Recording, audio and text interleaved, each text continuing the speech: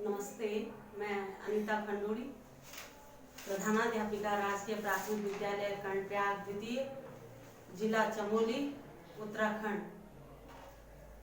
मैं सबसे पहले अरविंदो सोसाइटी को धन्यवाद देना चाहती हूँ, जिन्होंने कि हमारे नवाचार को, हमारे द्वारा किए गए कार्य को सम्मानित करने का बीड़ा उठाया है।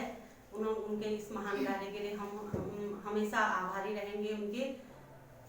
मैंने जो ये नवाचार किया है, हमारे समाज में दो तरह की विशिष्ट आवश्यकता वाले बच्चे होते हैं। एक तो शारीरिक विशिष्ट आवश्यकता वाले और दूसरे मानसिक विशिष्ट आवश्यकता वाले। शारीरिक विशिष्ट आवश्यकता वाले बच्चों के लिए हमारा जो शिक्षा विभाग है उसमें तो काम होता है, हम उनके बारे में काम करते रहते थे।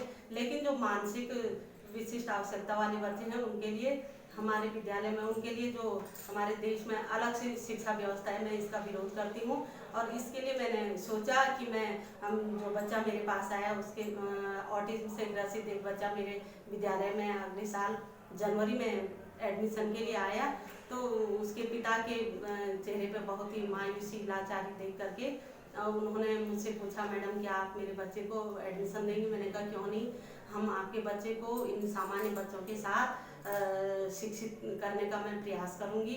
और शिक्षा में तो ज़्यादा शिक्षित नहीं कर पाता है वो बच्चा, लेकिन मैं मुख्यतः मैं उसके व्यवहार में परिवर्तन लाना चाहती हूँ, जिससे कि वो समाज की मुख्य धारा से जुड़ सके। इसके लिए मैं अपने अन्य बच्चों को भी प्रेरित करती हूँ कि आप लोग इसका सहयोग करिए, और ये भी आप ही की तरह है, इसको आपके सहयोग की आवश्यकता है। अगर हम सब मिल करके इसका सहयोग करेंगे तो ये भी अपने पैरों पे भविष्य में खड़ा हो सकेगा और सम्मानित जीवन वो जी सकेगा।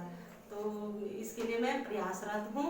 और साथ ही मैं HDFC बैंक का भी धन्यवाद करती हूँ, जो कि शिक्षा में शून्य निवेश पर इतना महान कार्य कर रहे हैं, जो आज तक हम लोगों को पता ही नहीं था कि हम भी कुछ विशेष कार्य कर रहे हैं। तो उन्होंने हमको यहाँ पे इतनी अच्छी व्यवस्था रहने की, खाने की और हमारे आने जाने की जो व्यवस्था की है उन्होंने, उसके लिए बहुत ही वो बधाई और धन्यवाद के पात्र हैं।